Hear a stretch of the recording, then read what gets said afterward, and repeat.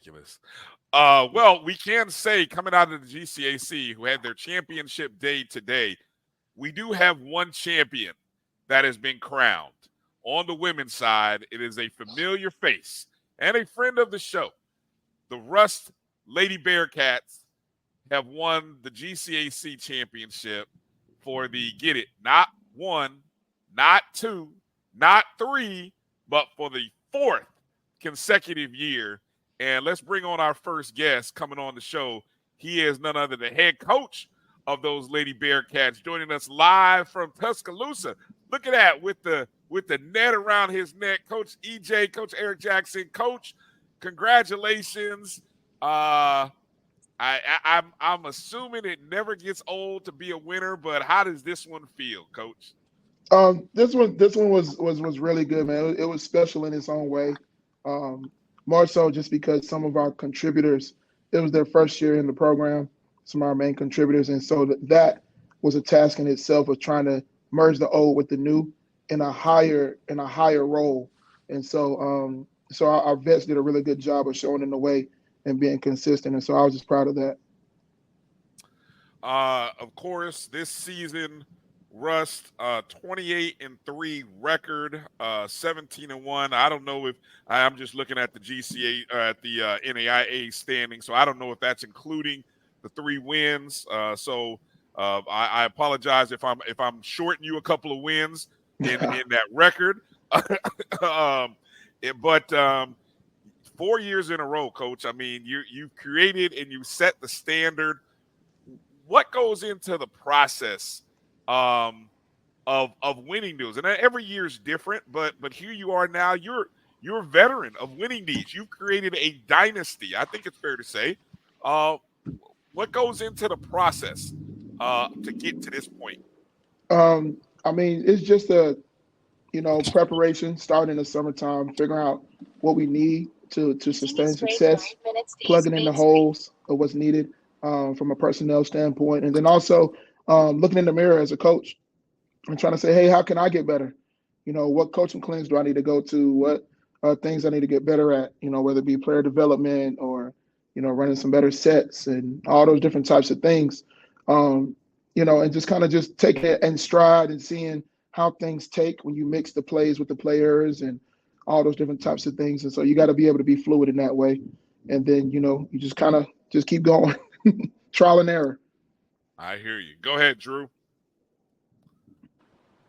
Congratulations, Coach. I Thanks. told you on Friday when I saw you that when you win, I was going to make sure you was going to be our first guest on the show this weekend. So I appreciate you keeping your half of it by getting the W first. No doubt. Appreciate the confidence, brother. Yeah. Now, you've had an entire class who knows nothing but GCAC championships. When you look at that, how special is that for an entire class? You brought in a group of girls as freshmen and took them out as seniors. They've got nothing but rings. How special is that for you as a coach? I just think that's just a testament of them, them having great buy-in, a testament to the consistency of support from our administration and from our fans and from our student body, just pouring into us in whatever way that they can. And them coming in and continuing to get better themselves in the way that we need them to, whether it to be a better leader, whether to be a better scorer, better free throw shooter, and them stepping up to the task at hand every year. And that's not easy to do. And I told them that after we won today, just kind of highlighted them on, winning that many in a row consistently is not easy to do. And they should be proud of themselves for that. And they definitely should be proud of themselves for that. All right, Coach, I'm just going to let them in on a little bit of secret, if you don't mind. You and I had a conversation Friday when you were sitting in the stands scouting. And there's always this thing where they say coaches always look to the next game, one game at a time. But I'm going to be honest with everybody. Not only was you looking at the next game, but you was looking 2 games ahead also, knowing that Fisk would be a probable opponent for you in the championship game. Now, I'm not going to get into the scouting report that you and I talked about, but, just talk about that Fisk team. What gave you the sense that was going to be your opponent on Friday? That you knew that was the team that you was probably going to play. And let's be real, you had to go up against the Conference Player of the Year, and she's won National Player of the Week 2 times this season. Just talk about Maya Buchanan and how special of a player she is and what you had to do to neutralize her today. Well, first of all, our whole staff was preparing scouts year in and year out, well, day in and day out. So I was just on the Fisk scouting staff, and then Coach Shay Johnson, who's one of the greatest young coaches out there, and my brother, Coach Kobe, they had Philander. So Philander's a great team as well. So we scouted them both equally. I would just so happen to be on the Fisk side of things, and we kind of split them up because you only have 12 hours prep time to get ready for a team. And so if you wait till after the game's over to try to prep, then what happens is you're taking away your sleep time. And so we kind of just divvied up the work, and and that's all that was. But when we saw that we were playing Fisk, man, I mean, Cam is just a amazing player. She's an amazing person too. Little insider, man. She's a great kid. But she's tough in there, man. I mean, she's had games. She scored 60. She went on a tear. She scored 39, 36, and 60 in consecutive games. And so we have to pay attention to that.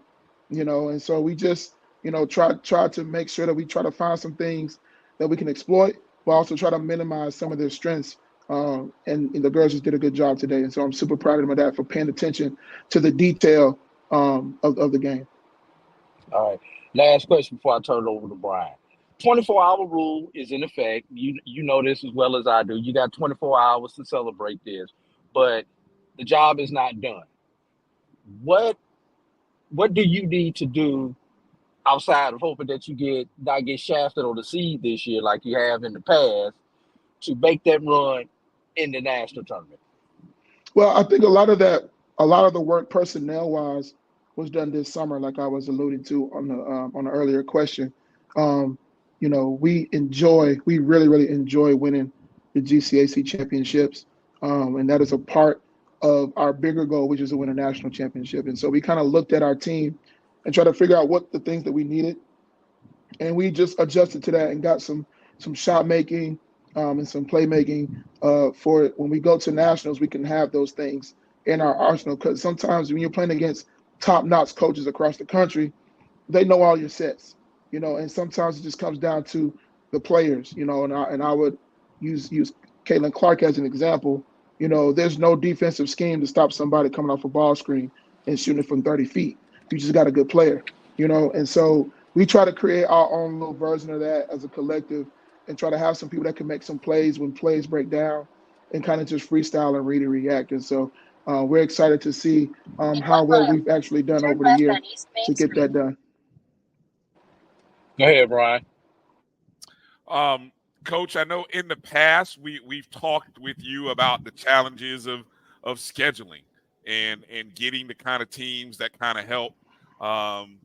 28 wins or maybe it's 30 again. Like I said, I may be shorting you a couple of wins based on the information I have. But talk a little bit about how this schedule in this season has prepared this team for the next challenge ahead, which is playing in the national tournament next week.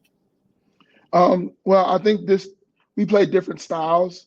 I try to mix up the styles. I mean, the GCAC itself was kind of unique. Like you have like a Philander Smith who's very talented at the guard spot, at the 1 and the 2, and then you play a team like Fisk who's the exact opposite. They're super talented inside, and then you have teams like Dillard and that are really sound defensively and things like that, make you run your sets. And so the GCAC kind of prepared us for that. But also you have some teams that we play like a Faulkner who have, that kind of spread you out. They don't have a quote unquote true post, and they kind of spread you out and shoot a bunch of threes. You got to adjust to that. And so we played some teams at the show in Kingsport, Tennessee, that are kind of the same makeup of the general NAIA national tournament team, where they have a bunch of shooters and a couple of playmakers at the 1 and the 5 spot. And so it just helps us prepare for that and understanding, like, if you don't close out correctly, they're going to make you pay.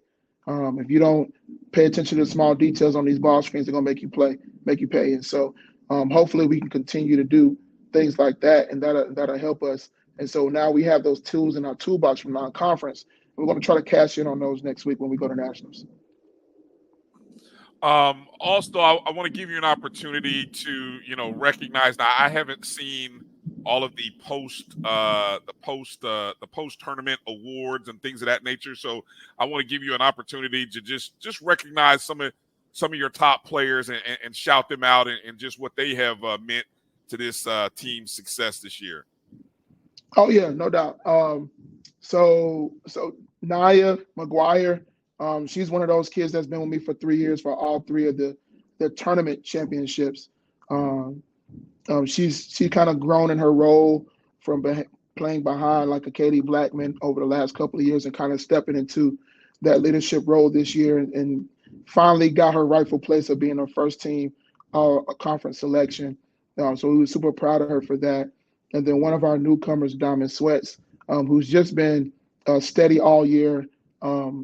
She's kind of like my Kawhi Leonard, Paul George type, just an elite two-way player on both ends of the floor. Led us in scoring, and she was first team all conference, first team all defense, and she was on the tournament team and the tournament MVP.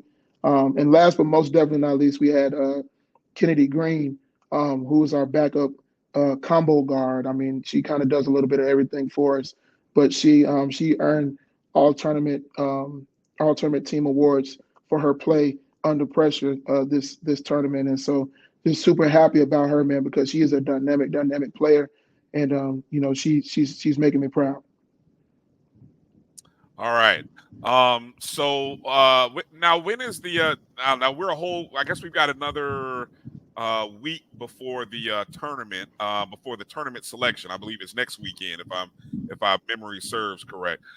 So what's the week ahead like for you and the team?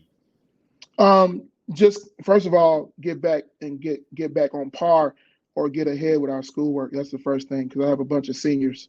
So they got to make sure they check in with the teachers, make sure we keep the main thing, because graduation is among us too.